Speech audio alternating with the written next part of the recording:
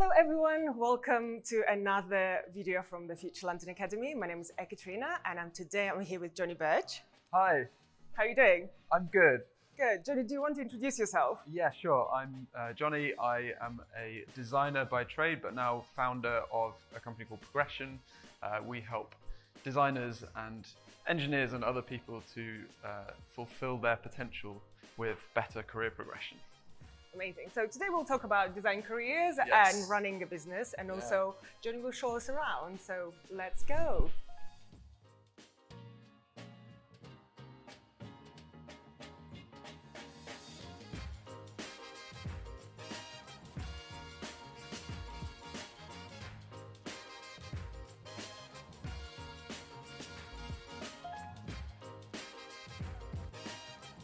Neil. Oh yeah. This is Neil, my co-founder. Hey, how's it going? This is where Neil sits. So you can go over to the swing chairs. I've literally never sat on these before. Really? Can you bump into? We should do the interview here. There's like an app to open doors and it's quite confusing. You're supposed to look that way. I don't know. It's like a white wall. Again, like with all of these offices, how practical is this really? You know. Do people actually use all these things, or is it more for show when clients come in? I've actually sat in this chair once before, so at least there's some precedent. It's actually quite comfy. It's like a co-working space. Yes. And there are lots of different businesses here. Lots of businesses here. I think we're one of the only ones that are actually writing software. And everyone walks past our computers and is like, what's all that code on there? That's amazing. So makes us feel nerdy. And you're in East London as well, so you kind of have the East London vibe here. Exactly. Yeah, we're a bit further east. You know, there's Hackney, which is East London vibe, and then there's Leighton, which is up and coming. Okay. But it's great because we get loads of space. It's a bit cheaper, and we're just getting started. Let's go to the top floor.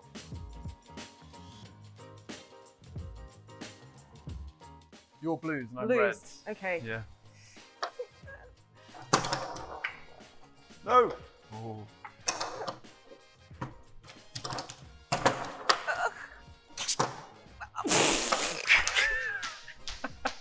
That's how bad I am. Okay. What's the hardest part about running a startup? Tell me. Well, I'll distract you with questions. That's my. if you're an early stage startup, I think the hardest thing is just the number of unknowns. So we're at the stage where we have a few customers and we're, starting to make some money, but we haven't raised any money. Why didn't you raise money? Because we don't think that we need to build a good business. I mean, we might get into this later, but when I quit, I was at Deliveroo before, as you know. Yeah. I was at Deliveroo before this, and when I quit, it was to start a venture-backed startup with two friends. Was it the yellow one? Was it? It's called. Well, we went through a few ideas. The one that kind of made it the furthest was something called Highlight, which was. Yeah, I saw that, and I wanted to ask you what happened. Well, we built it, and you can still log in actually.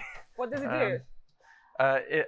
It aggregates. It's basically the YouTube, but for educational and inspirational content. I realised I wanted different things, and I didn't want to necessarily go down the VC route straight away and sell my soul. So, at what point you decided that's not working? Like, what was the process of creating it and then deciding? We kept getting to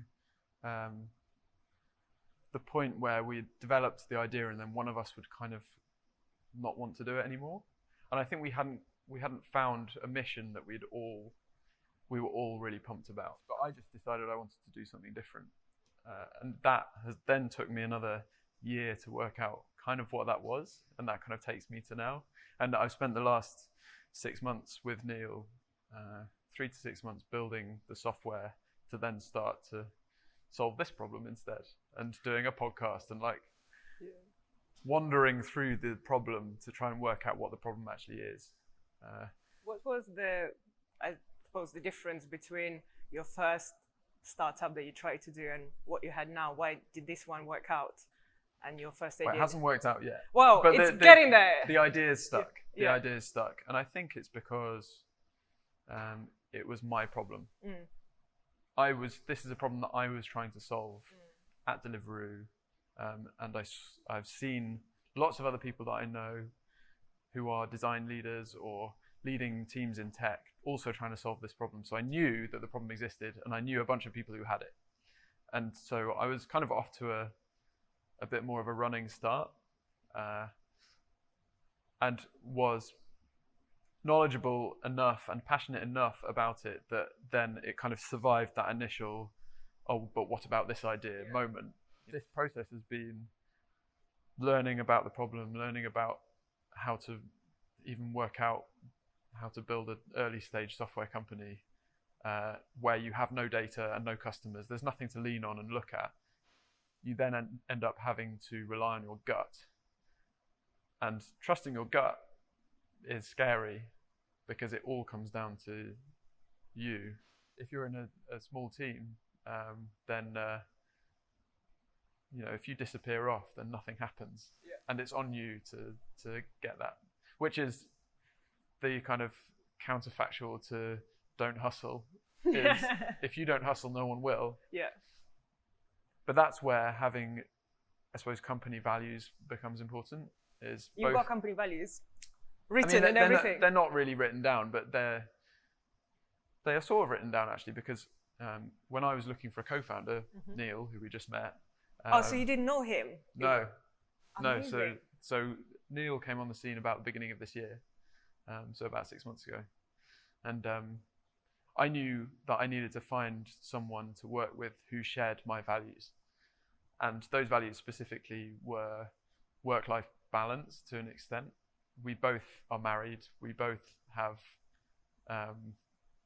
it's really important that we both maintain normality on some level. So I wanted to find someone who would be open to the idea of potentially never raising money and growing a company more slowly, potentially working entirely remotely, and keeping a team small and tackling a niche rather than trying to take over the world, and all of this kind of stuff. It was like just things in my head that I'd listed, and they became then de facto qualifiers for a co-founder. But then I think because now we both share that, then they are kind of company values.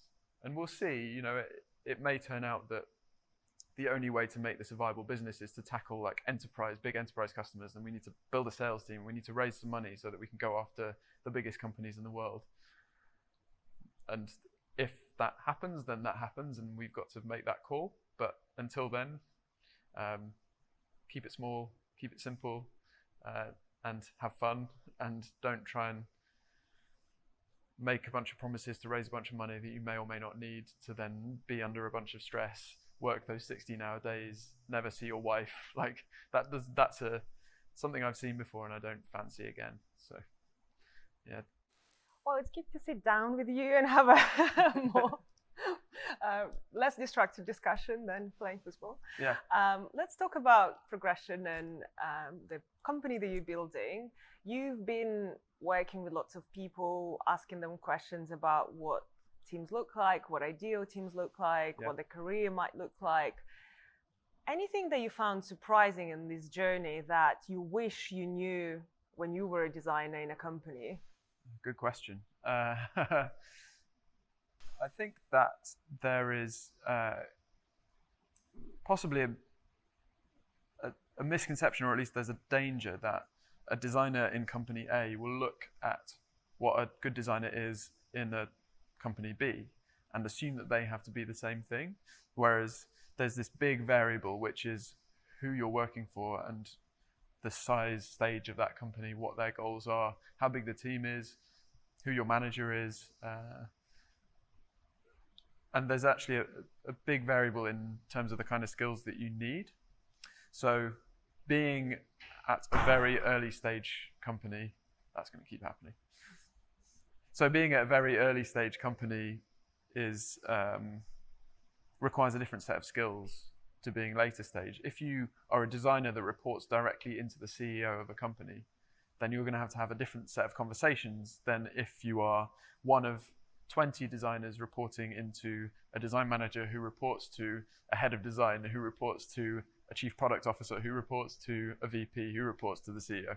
So understanding on what level the problems that you're solving are and how to have those conversations and manage your stakeholders is this silent thing that people don't want to have to think about. And they want to learn how to prototype and how to be a better visual designer and how to write a better user story or do research or work with code or etc. etc. So essentially, and you those need to kind learn of hard politics skills. and But exactly, and the politics in one company are so different to the next that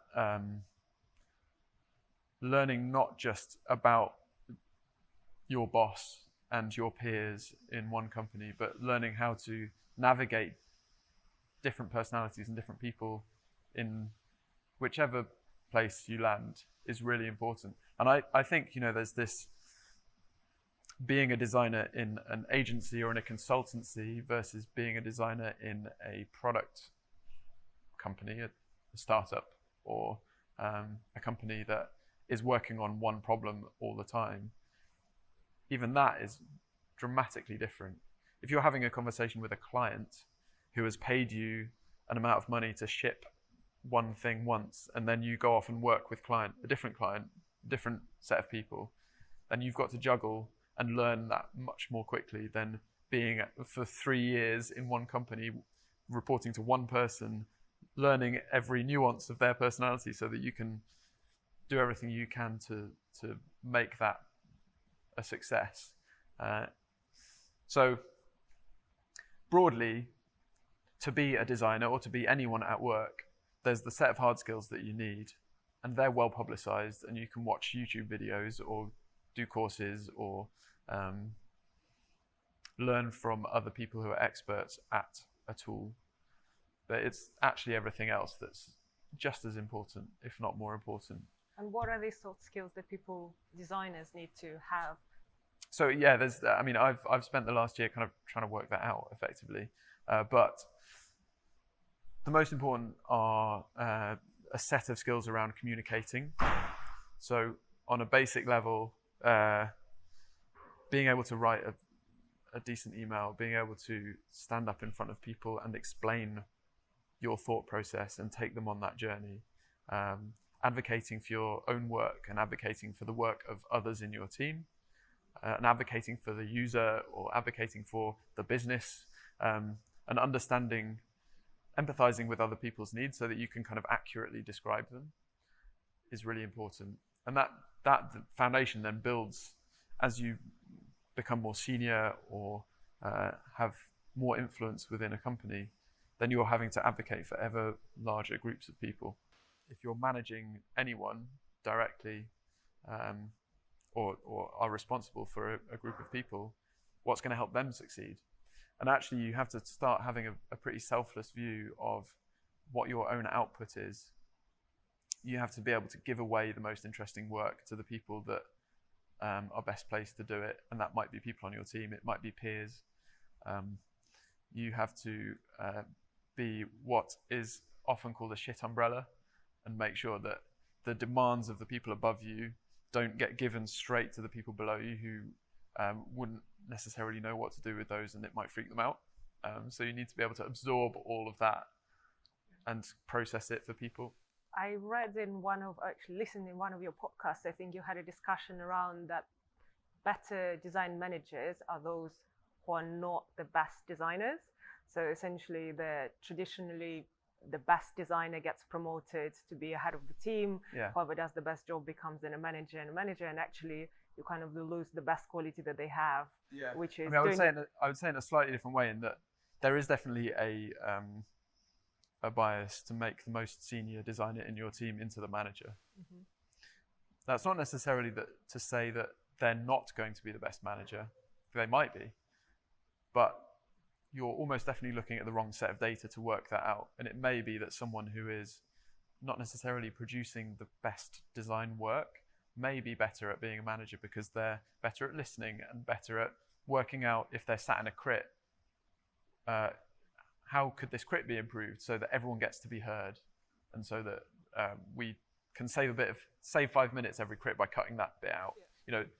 That kind of behavior, or someone who is really excited to mentor someone, someone who's really interested in finding a progression framework off the internet and then giving it to everyone to help them think about that person almost definitely won't also be the person who is headphones on, cranking out the beautiful, well thought through UIs that often lead someone to be kind of most visible in the design team for doing the work. So it's not so much you shouldn't turn your best designer into a manager, but what you're doing if you do that is you're losing your best designer.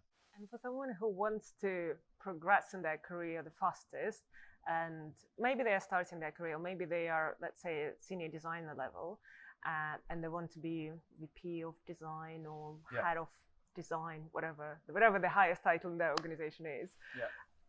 What would be the fastest track for them? What should they do to get to their fastest? To get their promotion. Yeah, to get their promotion. Well, I think that's the wrong question to ask. That's what I'm going to say first. I think the right question to ask is, A, what do they enjoy doing? And how do they get to do more of it? I think someone that just cares about being head of design above all else, frankly and cynically, the quickest way to do it is to leave that company and join a different one where they're looking for a head of design.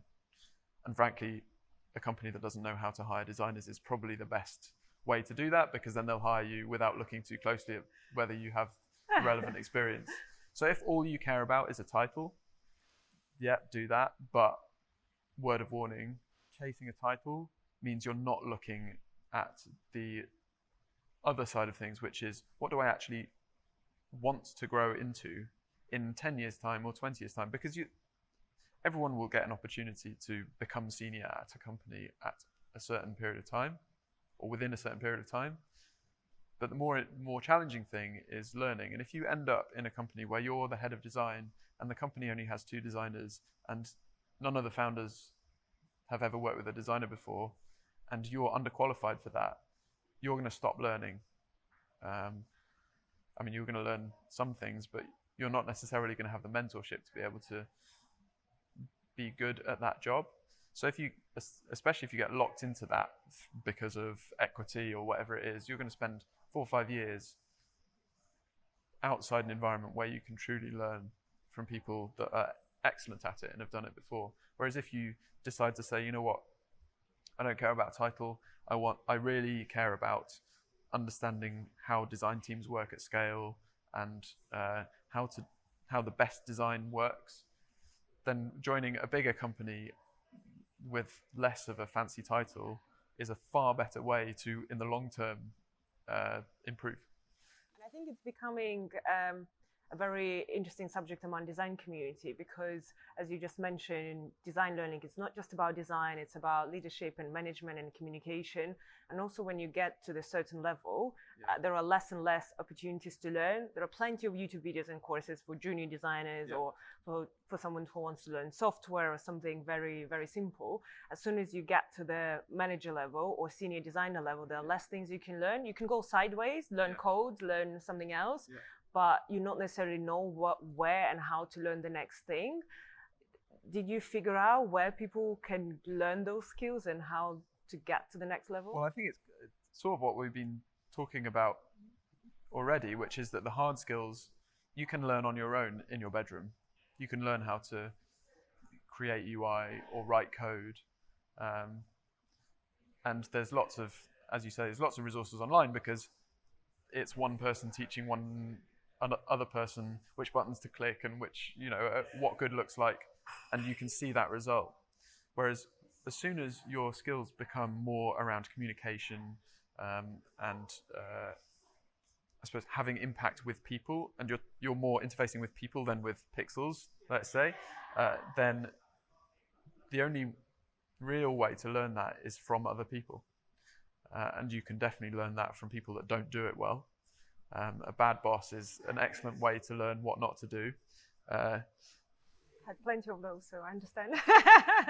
if you do want to go into management, then finding ways to exhibit the behaviors that managers exhibit is a good way to start. How do you know which are those behaviors and where to learn them? So you're a very good senior designer, let's say, and you sit and you're really good at your job and you're like, I really want to be more than that. I'm ready to become a manager. Yeah. Find ways to impact other people. So if you're a designer, find someone to mentor. Start an intern scheme and like bring in an intern and then spend a month making sure that they have everything they need. Bring in ideas for the whole team to get better. And as long as your boss isn't trying to keep all of that responsibility for themselves and is happy to delegate some of that to you, then you should find opportunities to improve the team's work and improve the team's happiness without being a formal manager or line manager. So organizing social things, finding new people to bring into the team, try and get yourself involved in hiring.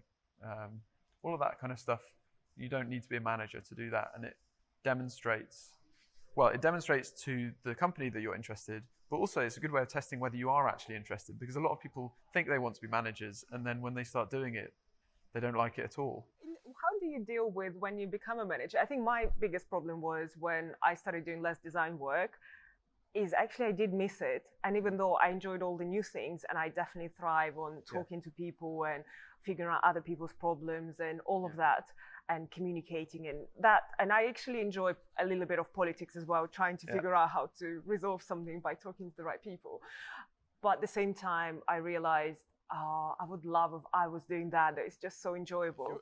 As soon as you're a full-time manager, your week is a sea of meetings, and only a percentage of those are meetings that you organized yourself.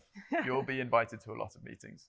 Yeah, the good culture is when you are invited to basically important meetings, but you also have power and understanding to say, no, I think this is irrelevant, or stand up in the middle of the meeting and say, hey, I think, I'm not contributing anything to the discussion, so update me later. Yeah. And I think that's a hard one. That's also that's a very active style of management and diary management. Yeah. And a lot of people sit in meetings because like it's just another hour through the day, and you know. I fall asleep in meetings.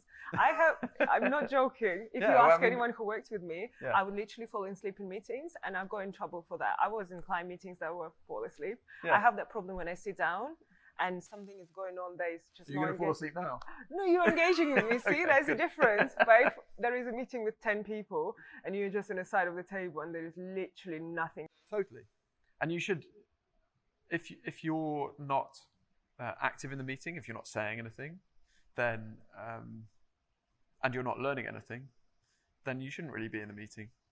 Let's get to the question that worries probably a lot of, especially people who watch us and listen to us, and I definitely got asked this question many times, which is about salaries. There's many more variables than that, I would say, and the biggest one being where you are in the world. So in the States. In the UK, let's put it there, So in the UK, again, it depends on the size and stage of the company. There are ranges. There are ranges online that I would probably point you to, and they're changing all the time. I would say an entry-level designer would probably be expecting 40,000 at a company that is at a stage that can afford to pay that. 40,000. When you say entry level, is it how many straight out of uni, or how many years of experience? Maybe drop down to 30 if you're really fresh out. Mm-hmm. But yeah, starting there, and then quite honestly, this is a really hard question to answer. When you're getting to senior design manager or director level, then you're definitely looking at six figures at that point. What do you think is the biggest, or maybe what you heard is the biggest salary design? Still not chief design, not CDO, but let's say the one below, like head of design or something. What's the biggest salary you've heard people are getting? It's not a big conversation that goes around, honestly. when you started in design career, can you make a lot of money? That's the question. Like, how far can you go along that line?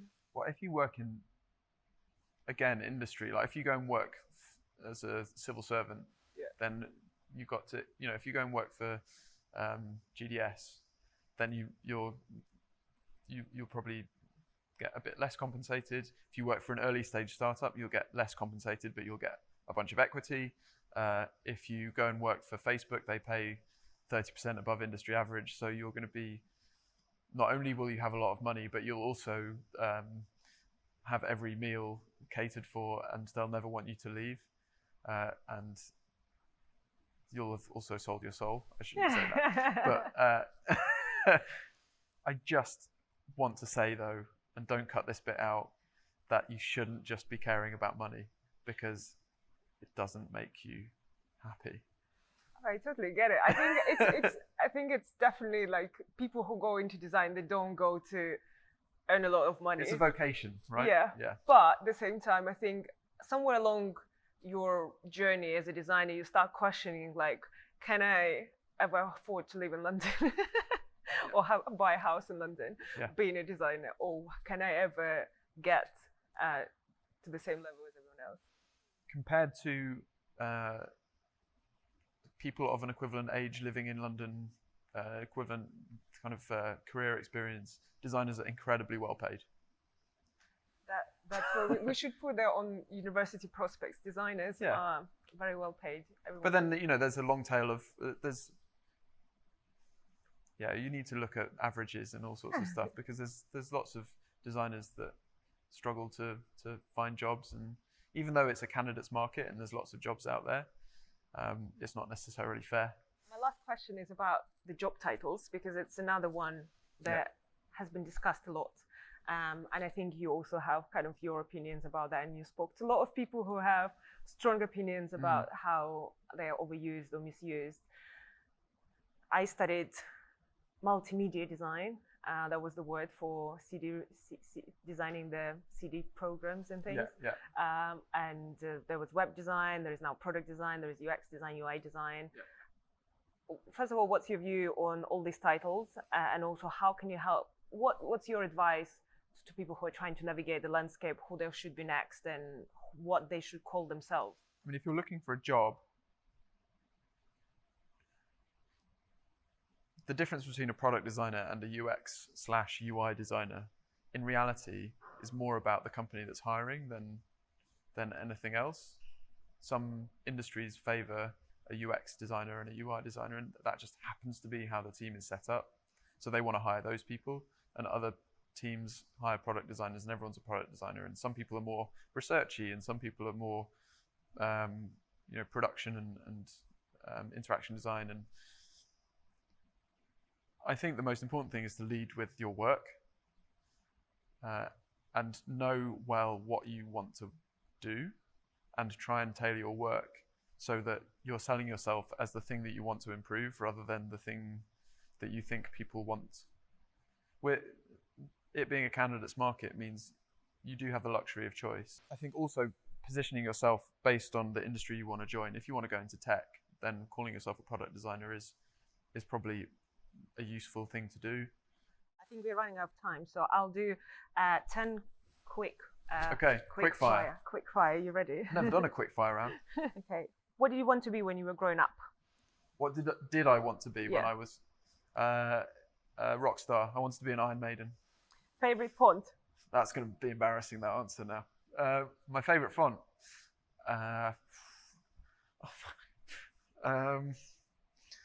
It's really hard to answer. I really like the brand font that we use, which is called Bezier. Really nice. Bezier it is. Yeah, look it up.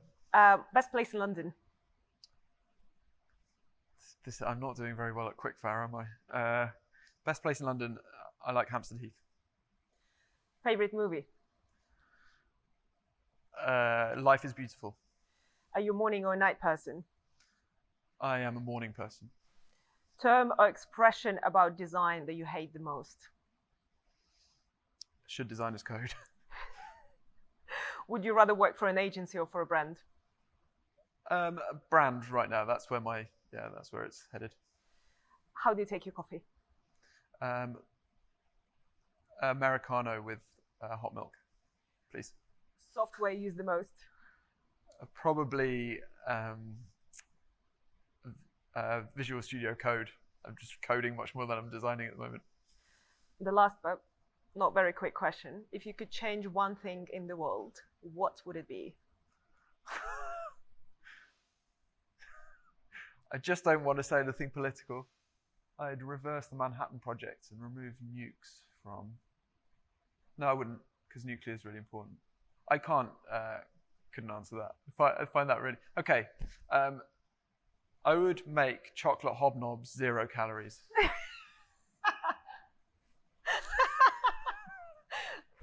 That's brilliant. Okay. I love it. Well done.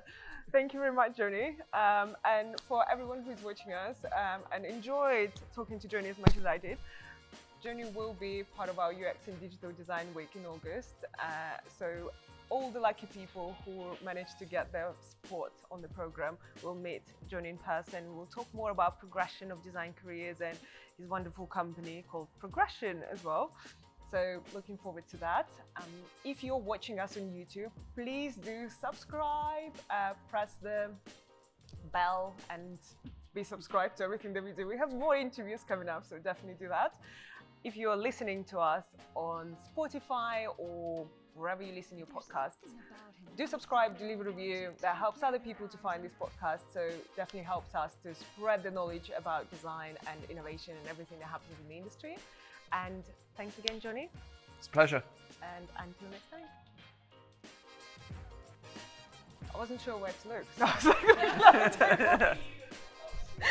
like,